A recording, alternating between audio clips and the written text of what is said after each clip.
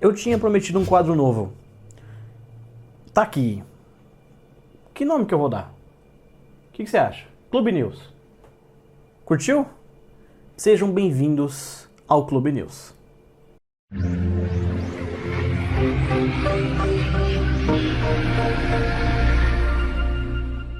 Esse vai ser um quadro que vai sair algumas vezes por semana, trazendo algumas das principais notícias que vamos encontrar por aí, que eu acho que vale a pena ser comentado. Então vamos lá, hoje eu separei 4 assuntos, 2 relacionados bem próximos e outros 2 um pouco menos relacionados. Vamos lá, a gente sabe que Motorola sempre é um assunto importante, que muitos de vocês gostam. E sempre acontece de vazar coisa. Ela não consegue, Motorola não consegue manter segredo. Então, linha Moto G7 vazou inteira. Veja, todo ano acontece, sai foto atrás de foto, renderização. E nós vimos, no decorrer do tempo, que vai sair 4 Moto G7 diferentes. Um deles, Moto G7 normal, o Moto G7 Plus e o Moto G7 Play. E vai ter um a mais que vai se chamar Moto G7 Power. E já sabemos tudo sobre eles.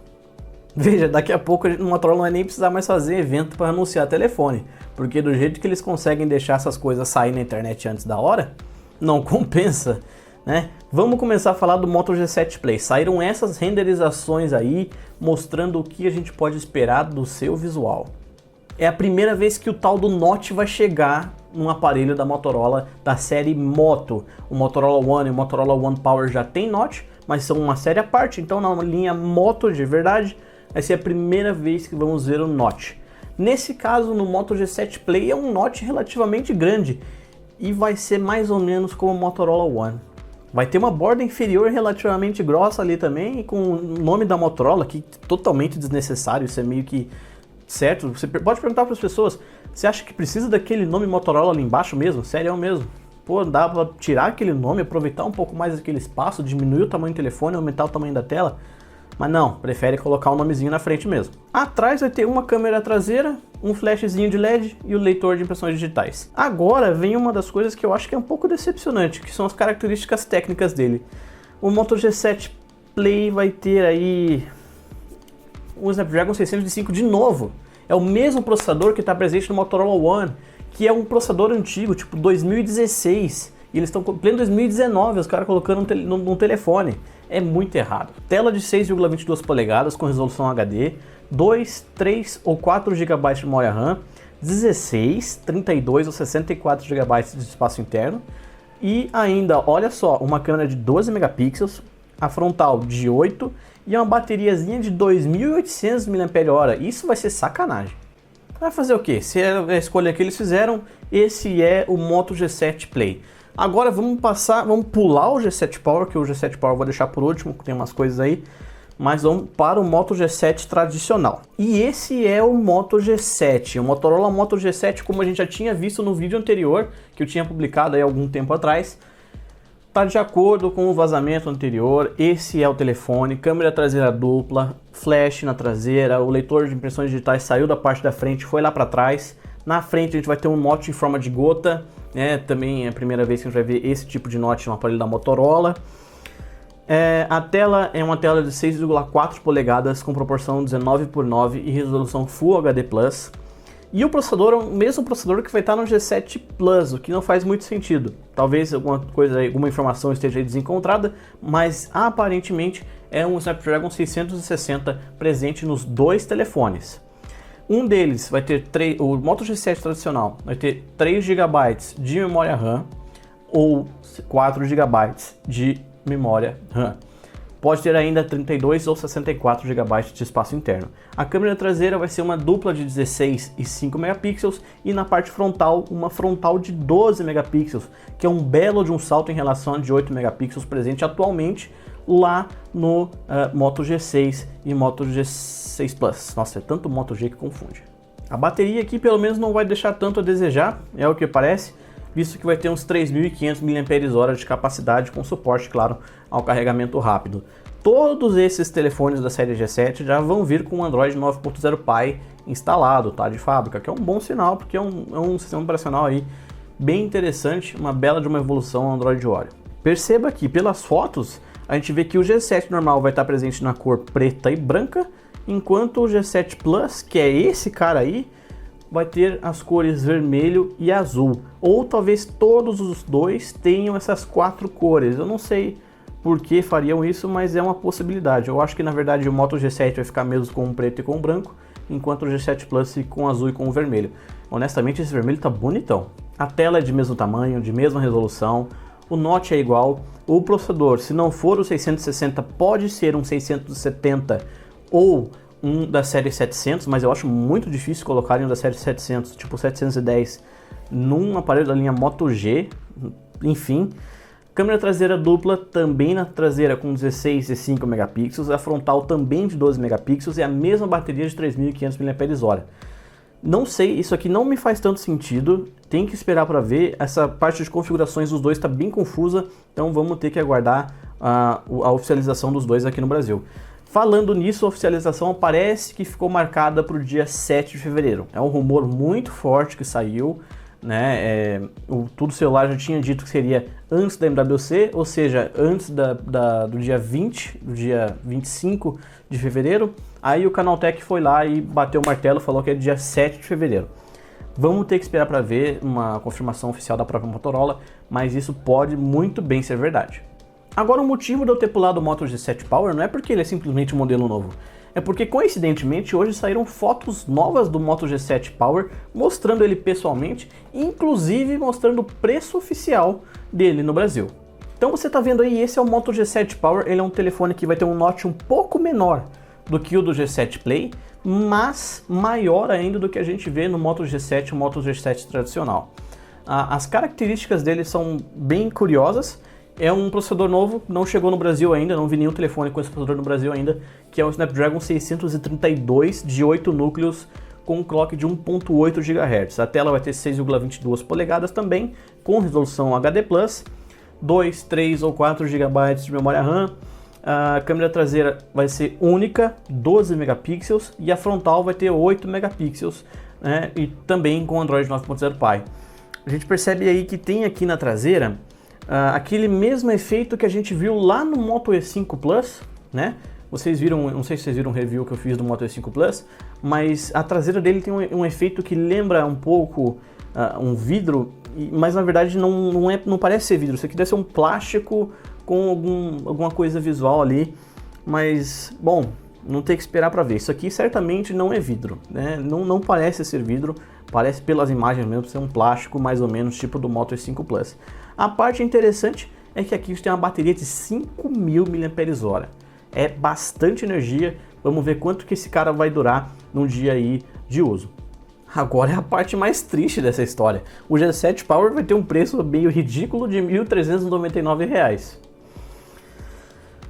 O que está acontecendo? Parece bem absurdo, mas vamos ter que esperar para ver se todas essas características vão se confirmar, se esse preço vai ser real, mas está bem estranho. Eu estou achando bem alto, para falar bem a verdade. Vamos ter que aguardar para ver se isso vai se confirmar mesmo. Agora uma notícia que me deixou assim bem... Como assim? Né? Minha reação foi tipo essa.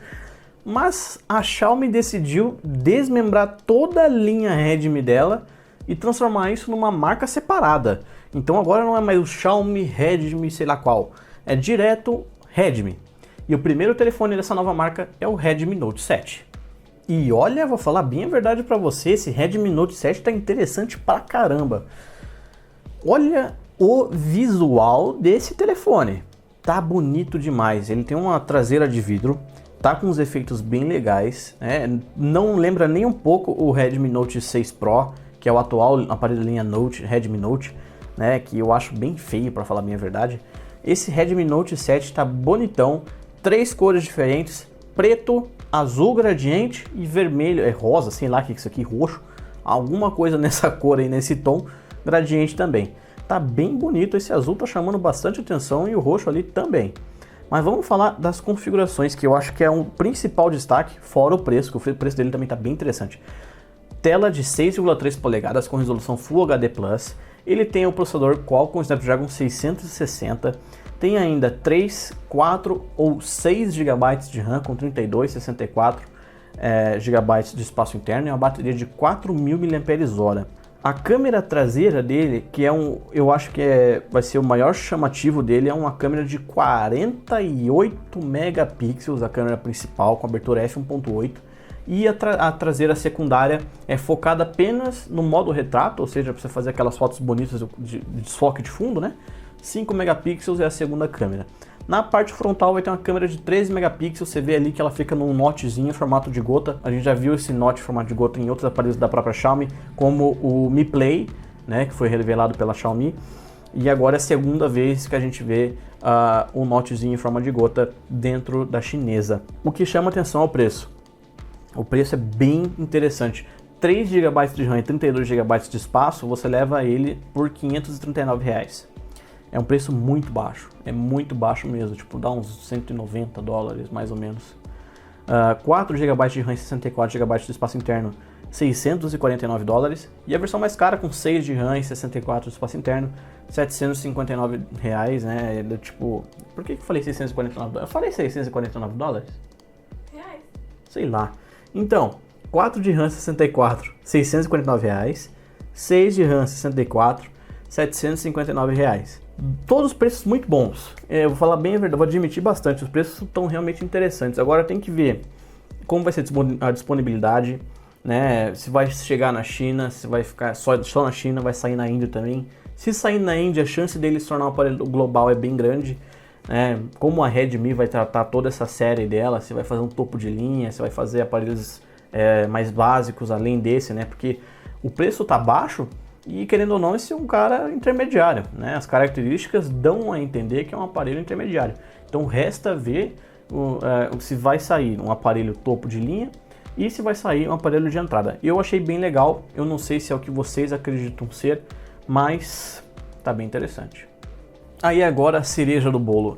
Eu acho que a maior evolução dos últimos anos vai ser o Galaxy S10. E hoje nós temos um vazamento mostrando ele, o S10, ao lado de seus outros dois irmãos, além de um teste de benchmark exibindo a pontuação do novo processador Exynos 9820 que vai estar presente no Galaxy S10 internacional. Talvez não seja o brasileiro, porque o S9 já não foi com o processador Exynos, foi um Snapdragon, mas vamos ver o que a Samsung vai decidir. De qualquer maneira, esses são os 3 novos aparelhos da Samsung, a linha topo de linha, o Galaxy S10, o Galaxy S10e e o Galaxy S10 Plus. Da esquerda para a direita o S10e, o S10e é o menor na esquerda, o S10 é o do meio e o S10 Plus é o da direita. Repare, os dois, o do meio e o da direita, né, o Plus e o normal, tem câmera traseira tripla, enquanto o S10e, que vai ser o mais barato de todos, vai ter câmera traseira dupla apenas. Não que seja tão ruim, porque Google provou com uma câmera que não precisa mais do que isso, né, para tirar foto muito boa. A tela do S10e é flat, tá? Não vai ter aquelas curvaturas que a gente está vendo na linha Galaxy desde o S8, né, que foi padrão da linha Galaxy S desde o S8, então S8, S8 Plus, S9, S9 Plus, todos eles têm tela curva, né? Aqui a gente vai ver que o S10e vai ter tela flat. O S10 e o S10 Plus vão ter tela curva. O tamanho de tela é 5.8, 6.1 e 6.44 polegadas, respectivamente. Todos eles vão ter as mesmas configurações, então processador Qualcomm, o Snapdragon 855 ou o Exynos 9820, 4, 6 GB de RAM e talvez uma versão com 8 GB de RAM lá no Plus, não está certo ainda. No Plus vai ter câmera frontal dupla, no normal e no E câmera frontal única.